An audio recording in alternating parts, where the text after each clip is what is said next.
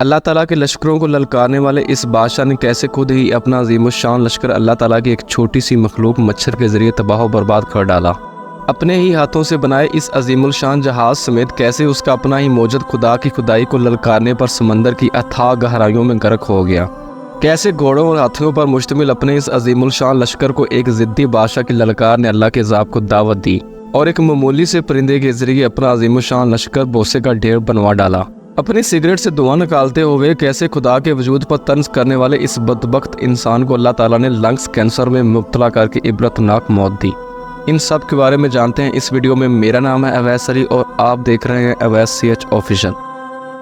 ناظرین گرامی، تاریخ انسانی میں ایسے بہت سے لوگ گزرے ہیں جن میں سے کچھ اپنی عقل و ذہانت، کچھ اپنے مال و دولت تو کچھ اپنے لاؤ لشکر کے گھمنڈ میں اس قدر مغرور اور متکبر ہو گئے کہ انہوں نے اپنے پیدا کرنے والے یعنی کہ اللہ تعالیٰ کو للکارنا اور اس کی تضحیق کرنا شروع کر دی۔ لیکن بلندیوں پر براجمان یہ متکبر لوگ کس قدر تیزی کے ساتھ پستی میں جا گرے اور عبرت کا نشانہ بنے، انہیں خود بھی معلوم نہ ہوا۔ انہی میں سے سرفہرست بدبخت لوگوں کے بارے میں آج کی اس ویڈیو میں وضاحت کریں گے۔ Number 1، Stephen Hawking.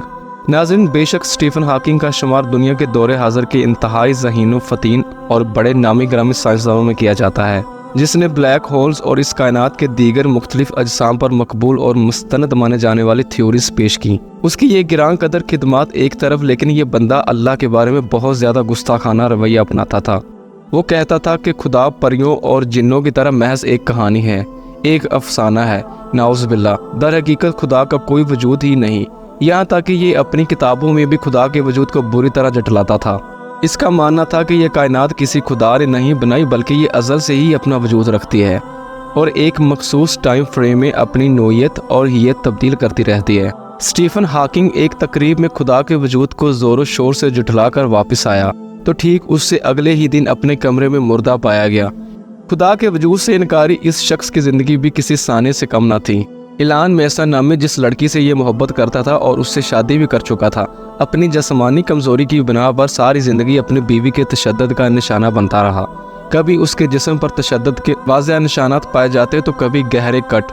ناظرین، اللہ تعالیٰ کا وجود برحق ہونے کی وجہ سے اس کی بعض گشت تو آج ساری دنیا میں سنی جا سکتی ہے، لیکن اسی کے وجود سے انکاری اس بدبخت شخص کا آج اس دنیا میں کوئی وجود ہی نہیں ہے۔ Number 2، Tancredo Neves. دوستو، یہ بندہ ملک برازیل کا الیکٹڈ پرائم منسٹر تھا اور یہ بندہ بھی اسٹیفن ہاکنگ کی طرح خدا کے وجود سے ہی انکاری تھا، یعنی کہ ایتھیسٹ تھا، اور اس قدر متکبر تھا کہ ایک دفعہ برازیل کے شہر ریو ڈی جنیرو میں ایک دفعہ بھرے مجمع میں اس بندے نے اپنے سگار کا دھواں ہوا میں اڑاتے ہوئے کہا تھا، گاڈ دیٹس فار یو۔ ناظرین، حیرت انگیز طور پر ٹینکریڈو نیوس کی موت لنگس کینسر کی وجہ سے ہی ہوئی۔ الیکشن سے قبل ٹینکریڈو نیوس نے یہ دعویٰ کیا تھا کہ مجھے اس الیکشن میں بھاری اکثریت سے جیتنے اور اس ملک کا صدر بننے سے خدا بھی نہیں روک سکتا۔ بلا شبہ ٹینکریڈو نیوس یہ الیکشن جیت تو گیا، لیکن اپنے صدارتی عہدے کا حلف اٹھانے سے پہلے ہی یہ بندہ اس قدر اچانک بیمار ہوا کہ 38 دن تک بستر مرگ پر لیٹے لیٹے اس سے آخر موت نے دبوچ لیا، یعنی کہ اپنے غرور و تکبر کی بنا پر اسے ایک دن بھی صدر کی کرسی پر بیٹھنا نصیب نہ ہوا۔ Number 3، Nico vlogs. ناظرین گرامی، انڈیا کے ایک مشہور یوٹیوبر اس بندے نے اپنے سامعین کو یہ بتانے کی کوشش کی کہ قبر جزا و سزا کی کوئی جگہ نہیں، بلکہ اگر انسان چاہے تو اپنی قبر کو اپنی سہولیات اور آسائشوں کی ایک جگہ بھی بنا سکتا ہے۔ اس بندے نے اپنے دعوے کو سچ ثابت کرنے کے لیے جدید سہولیات سے آراستہ ایک قبر بھی تیار کروائی، جس میں اس نے AC، پنکھے، میوزک سسٹم اور نہ جانے کون کون سے جدید آلات نصب کر ڈالے۔ یہ بندہ اس قبر میں اپنے ایک دوست کے ساتھ اگلے 24 گھنٹے آسانی کے ساتھ گزارنے والا تھا۔ نکو نے قبر میں بیٹھے ہوئے فوڈ بھی آرڈر کیا، جسے قبر کے ایک کونے میں نصب پائپ کے ذریعے وصول کیا، لیکن اللہ کا کرنا ایسا ہوا کہ کچھ ہی دیر بعد یہ علاقہ جہاں پر یہ قبر موجود تھی ایک خوفناک طوفان اور موسلادھار بارش کی زد میں آ گیا۔ نکو نامی یہ یوٹیوبر، جو کہ قبر کو عذاب کی جگہ سمجھنے والوں کا مذاق اڑا رہا تھا، وہ خود ایک عذاب میں مبتلا ہو چکا تھا۔ ہوا کچھ یوں کہ قبر میں موسلادھار بارش کا پانی بھرنے سے یہاں پر موجود برقی آلات ہی ان کے لیے خطرہ بن چکے تھے، لیکن پھر نکو کے دوستوں نے باہر سے قبر کو کھود کر اسے باہر نکالا اور ہاسپٹل منتقل کر دیا۔ یقیناً نکو یہ جان چکا ہوگا کہ خدا کو للکارنے کا انجام کتنا ہولناک ہو سکتا ہے۔ Number 4، Thomas Andrew. ناظرین، تھامس اینڈریو اپنے وقت کا سب سے بڑا نامی گرامی شپ بلڈر مانا جاتا تھا۔ یہ وہی شخص ہے جس نے اپنے دور کے سب سے مضبوط اور عظیم الجثہ بحری جہاز ٹائٹینک کا نقشہ تیار کیا تھا۔ ٹائٹینک کے بارے میں تھامس اینڈریو کا کہنا تھا کہ یہ اب تک کا سب سے مضبوط اور محفوظ ترین بحری جہاز ہے۔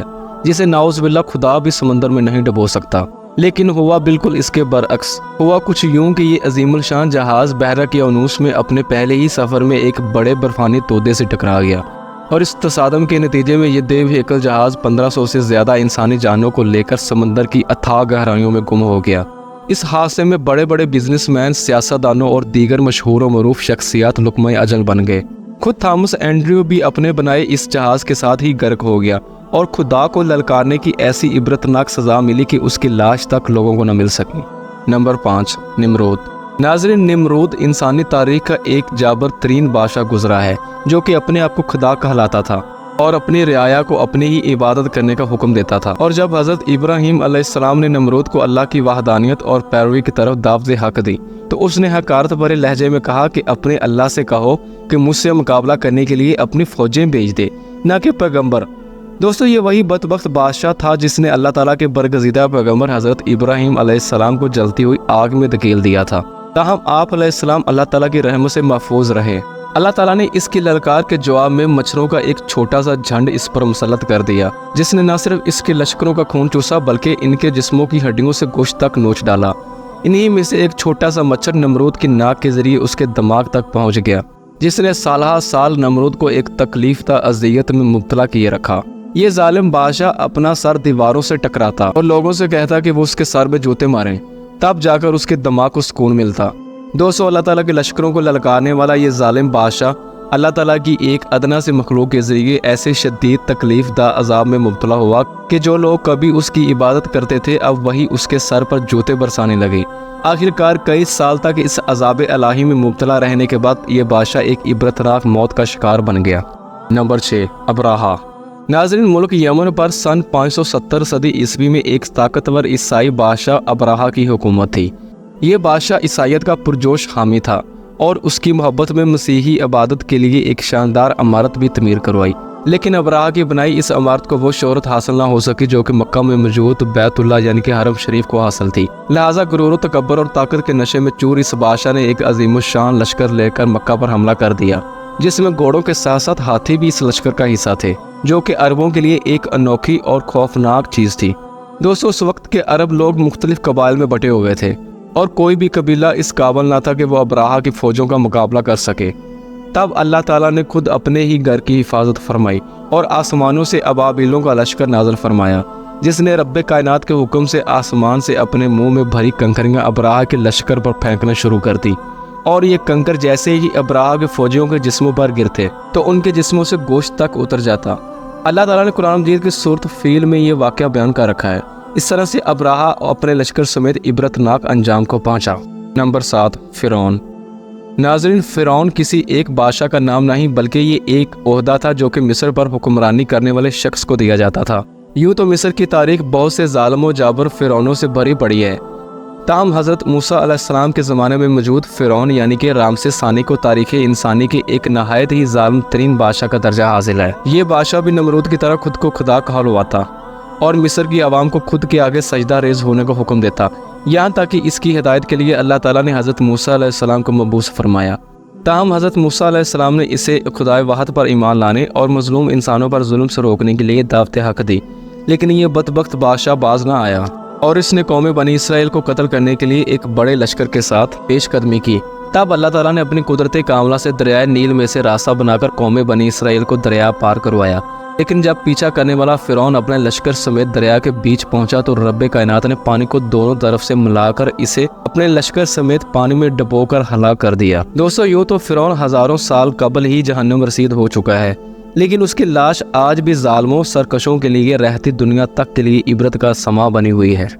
آخر میں رب کائنات سے دعا ہے کہ وہ ہمیں ہر قسم کے غرور و تکبر سے محفوظ فرمائے اور ہمیں عاجزی اور انکساری کے ساتھ زندگی گزارنے کی توفیق عطا فرمائے۔